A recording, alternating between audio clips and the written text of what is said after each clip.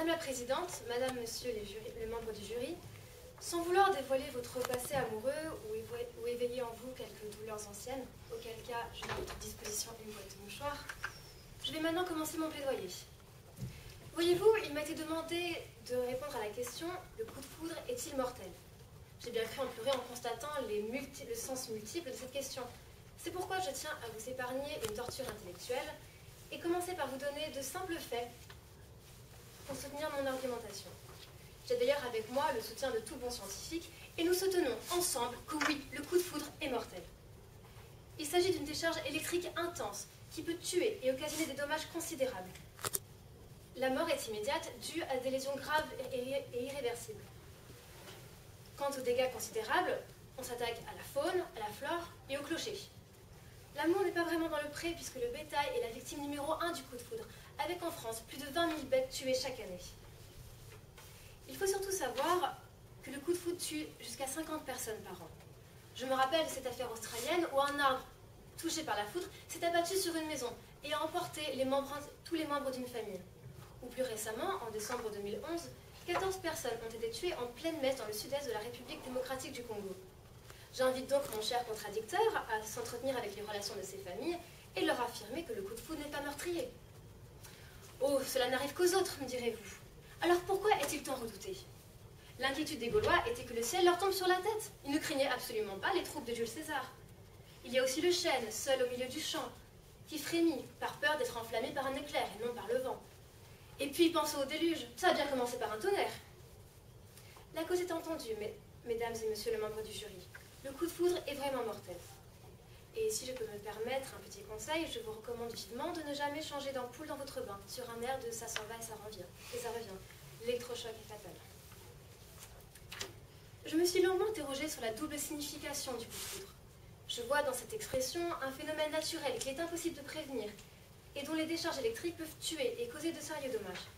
Mais il faut également comprendre le coup de foudre comme un phénomène presque mythique des notions amoureuses, comme un idéal romantique. Je me demande alors pourquoi avons-nous consenti à assimiler de telles notions en leur attribuant la même terminologie? Notre vocabulaire est-il si limité?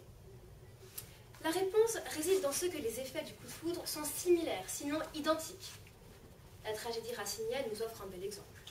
En effet, l'amour est chez Racine une force irrésistible, incontrôlable, qui éclate brusquement et envahit les protagonistes. La vue de l'autre est l'étincelle qui déchaîne cette passion. Un trouble physique apparaît aussitôt. Voyez donc comme les deux notions sont proches. Il s'agit d'un coup. Il y a cette idée de violence. Il frappe, nous affaiblit. Aristote signale aussi des paralysies, succédant immédiatement à un coup de foudre. Sans oublier les troubles du rythme cardiaque, les brûlures, les lésions oculaires. L'amour rend aveugle, c'est bien connu. Mikhail Bulgakov nous dit « L'amour surgit devant nous comme surgit de terre l'assassin au coin d'une ruelle obscure. Il nous frappa tous deux d'un coup. Ainsi frappe la foudre, ainsi frappe le poignard. » C'est tout de même un étrange paradoxe que d'envisager que la naissance de l'amour puisse être mortelle. Et pourtant, de nombreux protagonistes en ont été les victimes. À commencer par Roméo et Juliette, encore deux adolescents qui n'ont su résister aux effets du coup de foudre et pourtant à un bal masqué. Et à quoi cela les a-t-il conduits? À la paix entre les deux clans, certes. Mais avant, cela a déchaîné les foudres de leur famille, entraînant un conflit armé. Les deux jeunes amants se sont donné la mort, emportant dans leur tourment Mercutio, un dommage collatéral si l'on peut dire. Je peux également vous citer Paris et Hélène. L'on dit qu'il s'agissait d'un enlèvement, mais on sait bien que séduite par lui, c'était en fait de très bon gré. Une guerre a alors éclaté, prenant le talon et la vie d'Achille, ainsi que celle de centaines d'innocents. Et tout cela pour une passion amoureuse qui n'était pas du goût de Ménélas, qui était son mari, après tout. Après de telles illustrations, peut-on réellement affirmer que le coup de foudre n'est pas mortel, que ce soit par ceux qui en sont frappés ou ceux qui en sont indirectement touchés? La foudre est un personnage important, auquel on ne résiste pas sans danger. Et pourtant, il ne faut pas oublier que cela est éphémère. Le coup de foudre a une durée de vie qui est limitée dans le temps. Il éclate, frappe sa victime et disparaît tout aussi rapidement. Cela est parfaitement valable pour cet amour d'emblée. Hélas, pour le plus grand malheur de ceux qui restent sous l'emprise de Cupidon. Énée a repris son destin en main, mais Didon, dicté par le désespoir de l'abandon, s'est donné la mort. Et combien d'autres, encore, ont laissé s'installer dans le cœur une lèpre que rien ne pourra plus guérir? L'humain n'est pas immortel, le coup de foudre ne l'est pas non plus. Maintenant, je voudrais que vous fassiez c'est totalement abstraction de la conception classique que vous pouvez avoir de la mort. La religion lui confère un statut bien particulier qu'il ne faut pas voir comme une fin, mais comme une promesse de quelque chose d'autre, voire d'encore meilleur. L'islam, par exemple, promet aux martyrs que 70 vierges les accueilleront au paradis. Honnêtement, comment voulez-vous qu'ils résistent? Ici, l'amour et une sexualité épanouie sont une récompense. C'est l'idée de cet amour certain, de cette passion qui anime les martyrs. Il y a tout de même dans cela quelque chose de fabuleux.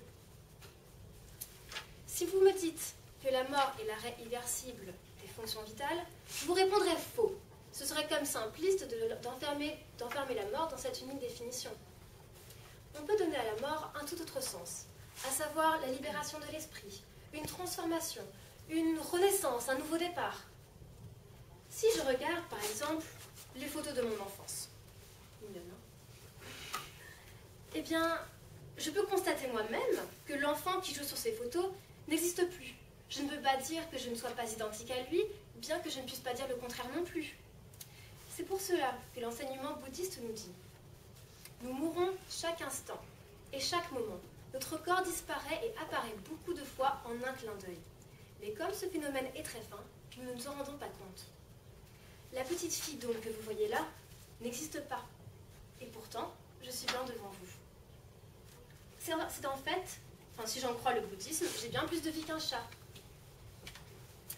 Si vous suivez mon raisonnement, donc, vous devez comprendre à quoi je veux en venir en exposant la mort comme un événement bénin, qui se produit si souvent que nous ne nous rendons pas compte. Ainsi, le coup de foudre est mortel, en ce sens qu'il remet en cause l'existence même des êtres qu'il frappe. Il rompt nos défenses, la raison nous perd, c'est l'euphorie qui s'empare de nous, notre vision est altérée. Nous sommes morts et pourtant plus vivants que jamais. Nous sommes transformés, revigorés. Mesdames et messieurs les membres du jury, ne portez donc guère trop d'attention à la personne qui vous dira que le coup de foudre n'est pas mortel. Bien sûr qu'il est et doit être mortel. L'amour transcende, il faut y voir une progression, le passage à un stade supérieur. Bien souvent, nous vivons cela comme une renaissance. C'est comme une nouvelle personne qui s'empare de votre enveloppe charnelle et nous devenons le spectateur de nous-mêmes. Nous ne sommes ni la même personne, ni tout à fait une autre. Personne dans cette salle ne peut le nier. Nous nous sommes tous dit un jour « Mais pourquoi je fais ça? Ça ne me ressemble pas. » Ou « Je me sens pousser des ailes, je me sens renaître. Oh, il m'a transformée. » Nous l'avons tous dit au moins une fois. Bref, le coup de foudre provoque les plus grandes émotions et c'est pourquoi le commun des mortels est à sa recherche. D'ailleurs, si j'ose, une expression du XVIe siècle évoque la petite mort, qui est à première vue une étonnante métaphore de l'orgasme. À cette époque, elle désignait la syncope, l'étourdissement et surtout les frissons nerveux. En fait, on comprend très bien l'appellation. La mort est ici un phénomène extraordinaire de transformation, de détachement de son propre corps et de plénitude de l'esprit. Le mot mort, au fond, est surtout utilisé pour son degré d'intensité plutôt que pour son aspect funèbre. Je vous offre maintenant en exclusivité, ou presque, les solutions respectives de Shakespeare et Brassens. Les transports violents ont des fins violentes et meurent dans le triomphe. Aimez-vous donc modérément. Ou munissez-vous tout simplement d'un paratonnerre.